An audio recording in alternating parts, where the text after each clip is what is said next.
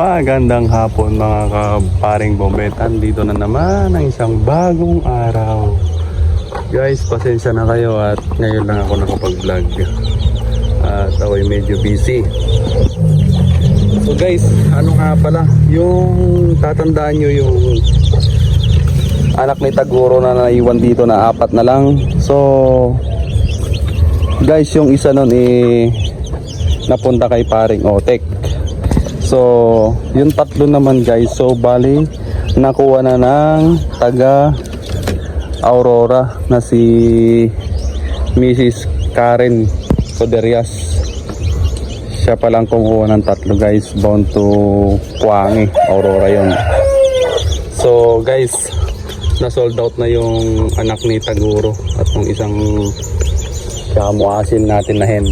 So, bali guys, ito pala yung update ng Brazilian asil natin guys. So yan. So bali ano to guys, ito unang anak niya, unang palahin niya guys. Yan. So malalaki na yan guys.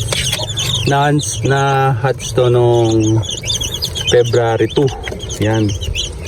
Yan sila guys, oh, February 2. Yan.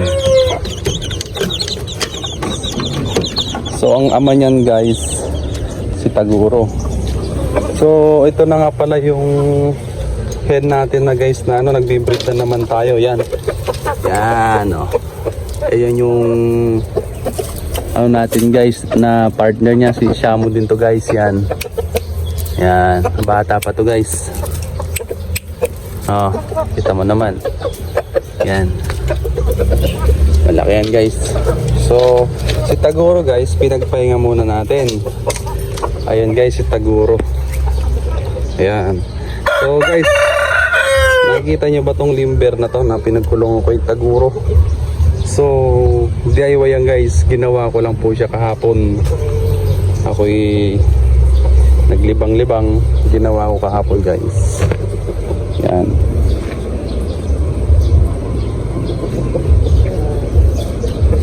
Yan, ginawa ko siya guys. Sobrang laki niyan guys. Ayan yung cut speed na to, limber na to. Bali ang weight nito guys, may gate 3 feet to. Ayan, ayan na si Taguro guys. So pinagpahinga na natin. Ayan.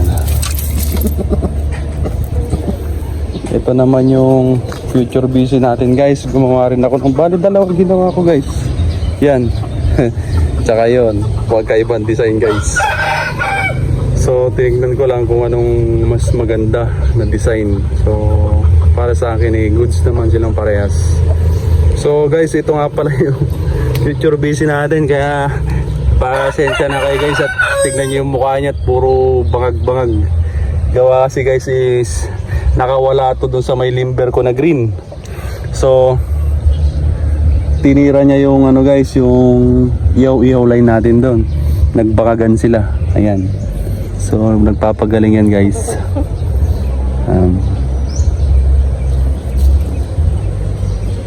Ihaw-ihaw line natin. Yan.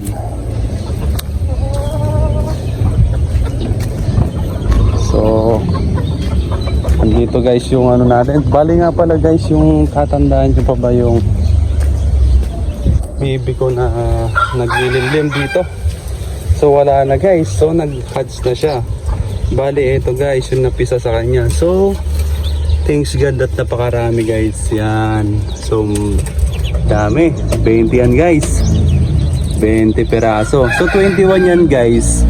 Namatay yung isa kasi nung trinay ko nakasama yung nanay nila, kinabukasan nakita ko isa patay kasi nadaganan. Kaya yun, ibinalay ko na yung inahin na yan. So magandang inahin yan guys, kasi tignan mo naman, napakarami. Kasabay pala nito guys yung isang ihaw-ihaw line natin dito na nagpisa na, mga pangkatay. Ayan guys oh. So ayan, mga pangkatay yan guys. Nakabukod yung mga Shamu natin sa pangkatay. So yung mga nakawala, mga pangkatay yun guys. So may inaabangan pa ako pala dito guys na naglilimlim pa. So hindi ko pa laman kung nagpisa na guys, kasi hindi ko gano'ng makita. So yan guys, so kita nyo naman kung improvement ng bago kong venue ng backyard, at medyo luminis na guys, maganda-ganda na tingnan. So pala yung itlogan pala ng bibi ko guys, dito ko nilagay. Yan, dito ko nilagay guys. So hindi pa to totally fix kasi papantayin ko pa yung lupa nun. Tapos lalagyan ko pa ng harang dito para medyo madilim, para maganda yung pangitlog ng bibi. Hindi masyadong magambala. So yun guys, so kita nyo naman. Ayan. So hanggang dito lang po ang ating content, at pa-subscribe na lang po ang aking YouTube channel. Salamat po. God bless.